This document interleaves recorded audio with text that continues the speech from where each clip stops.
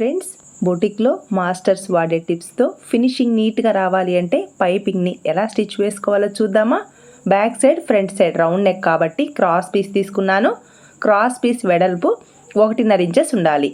ఇలా క్రాస్ పీస్ని క్రాస్గానే యాడ్ చేసుకోవాలి. క్రాస్ పీస్కి సాగే గుణం ఉంటుంది కదా. పైపింగ్ని ఎలా పడితే అలా స్టిచ్ వేయకూడదు. బాడీ తీరుకు తగినట్టు, కంటే స్కిన్ కొందరికి సెన్సిటివ్గా ఉంటుంది కదా, అలాగే క్లాత్ని బట్టి పైపింగ్ స్టైల్ అయితే మార్చుకోవాలి ఫ్రెండ్స్. నెక్స్ట్ పైపింగ్ కోసం గోల్డ్ టిష్యూ క్లాత్ అయితే తీసుకున్నాను. 1.5 ఇంచెస్ వెడల్పు ఉండేలా క్లాత్ని తీసుకొని మిడిల్లో 12వ నంబర్ థ్రెడ్ని ప్లేస్ చేసుకొని పైపింగ్ క్లాత్ అయితే రెడీ చేసుకున్నాను. పింక్ కలర్ కాటన్ క్లాత్ ఉంది కదా, ఈ పీస్ రైట్ సైడ్ పై వైపున ఇలా పైపింగ్ క్లాత్ని 1/4 ఇంచి ఖర్చుతో నీట్గా స్టిచ్ వేసుకోవాలి. క్రింది వైపున క్లాత్ని కానీ పై వైపున క్లాత్ని కానీ అస్సలు లాగకూడదు.